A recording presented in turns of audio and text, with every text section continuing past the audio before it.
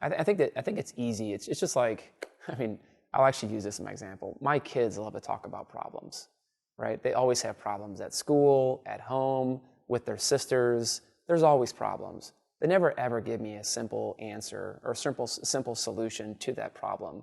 Like, Dad, if I was able to do this, my life would be so much better.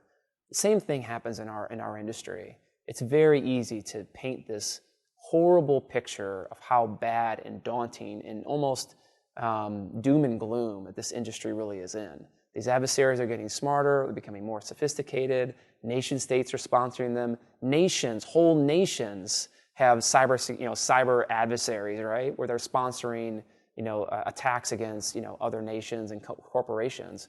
So it's easy to build this huge problem up for all of our customers so that they wake up and they take notice. And I think that's good, right? It's good to have customers take notice that, this is a bad and deep and dark world that we're living in. But on the flip side, though, like, we need to become engineers and problem solvers, right? When faced with a problem or an epidemic in society, what do we do as engineers? We fix it, right? We create solutions to fix the problem.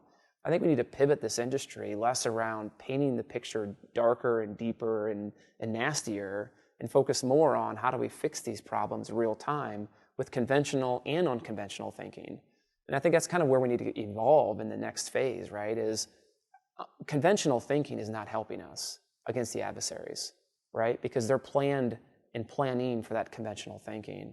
We need to think unconventionally, right? Catch them off guard.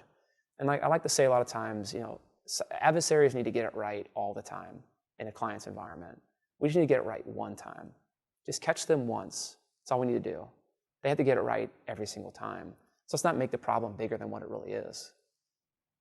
Like I said, about the talent shortage today, I mean, one of the big things that we're faced with is this constant state of evolution from an adversary perspective. So on the flip side, for us, we have to think about a constant state of evolution on a training side as well.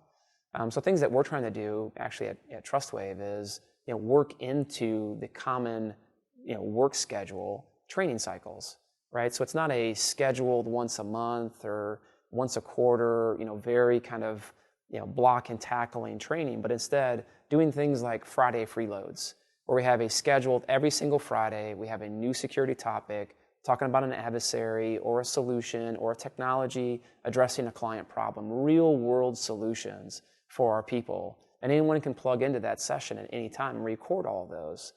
We also have a lot of lab scenarios where we give people time out of their day to actually go get trained on the new technologies and new products and solutions that are out there to help our customers. So it has to become kind of a constant state of your workday, right, is training.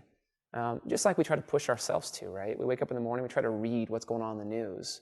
We want our people to have that same environment for them so that they're constantly in a state of learning, because that constant state of learning is going to prepare them for each one of our customers. Some of the big areas that security leaders think about in terms of training is, obviously reduce the complexity in your environment. Every single CISO I talk to has anywhere between 40 and 50 different security products, and 2 to 3, maybe even more, depending on the size of the organization, enterprise kind of managed services or internal services providing security for their corporation.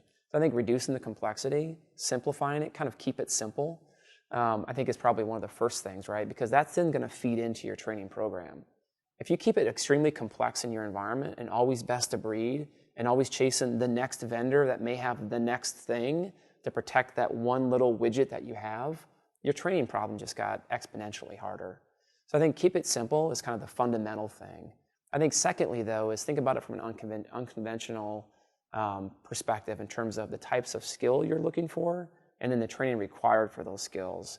So it's a very customized approach that really CISOs should start embracing versus a standardized off-the-shelf approach. There's a lot of very good vendors out there that are doing kind of traditional training. And I would definitely say from an entry-level perspective, I would advocate to go take those trainings.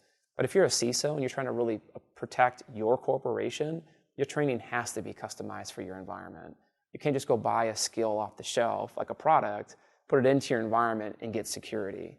So the same thing, you need to have kind of a customized training approach based on who your adversaries are, what risks you have, and how you're going to address both of those in practice.